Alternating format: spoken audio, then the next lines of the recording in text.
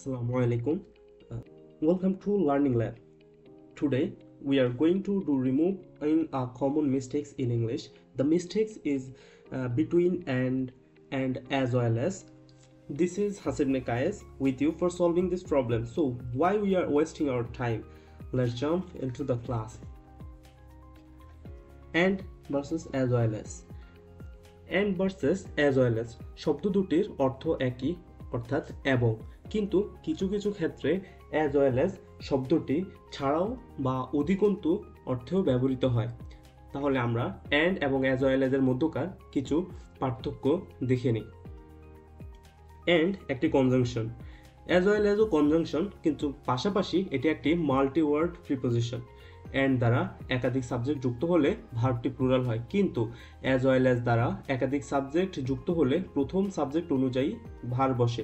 এটা অনেক চাকরির পরীক্ষায় আসে। একটি সেন্টেন্স থাকে যেখানে দুটো নাউন থাকে, কিন্তু ভার্বটা হয় সিঙ্গুলার। কেন সিঙ্গুলার হয়? কারণ প্রথম নাউনটি যদি সিঙ্গুলার হয় তাহলে ওই সেন্টেন্সের ভার্বটাও সিঙ্গুলার হবে যদি as well as থাকে। and যুক্ত সাবজেক্টের ডিটারমিনার ইচ বা এভরি বসে, কিন্তু as well as যুক্ত সাবজেক্ট অংশে ইচ বা এভরি বসে না।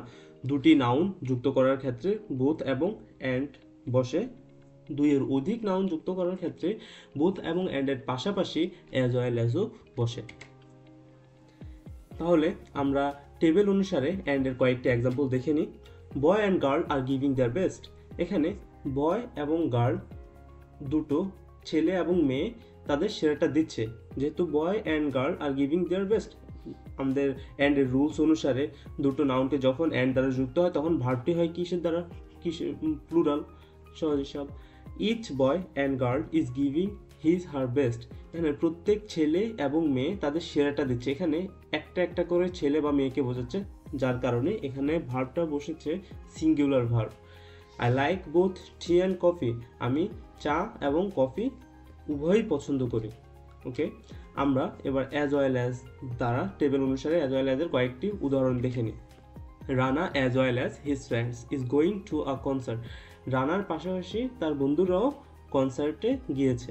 এখানে রানা একটা সিঙ্গুলার নাউন, যার কারণে ভার্বটাও কি বসবে? সিঙ্গুলার ভার্ব বসবে, কারণ as well as যুক্ত সেন্টেন্সের প্রথম সাবজেক্ট অনুযায়ী ভার্বটা বসে।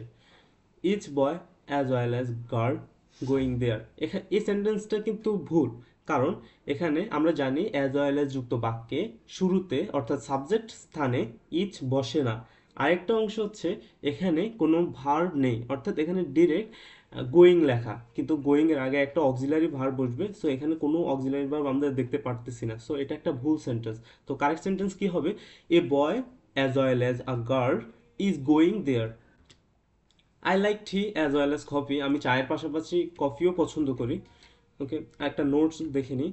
অ্যাজ ওয়েল বাক্যের শেষে অ্যাডভার্ব বা অলসো এর মতো বসে, অর্থাৎ অ্যাডভার্ব অলসো এর মতো অর্থ দেওয়ার জন্য আমরা বাক্যের শেষে যখন অ্যাজ ওয়েল ব্যবহার করি তাহলে অলসো এর মতোই বাক্যটি অর্থ দেয়। For example, we want to meet you also as well, অর্থাৎ we also want to meet you. আমরা এটাও বলতে পারি we also want to meet you, অথবা বলতে পারি we want to meet you as well. Also এর পরিবর্তে আমরা বাক্যের শেষে অ্যাজ ওয়েল বসালে বাক্যের স্ট্রাকচার ঠিক থাকে।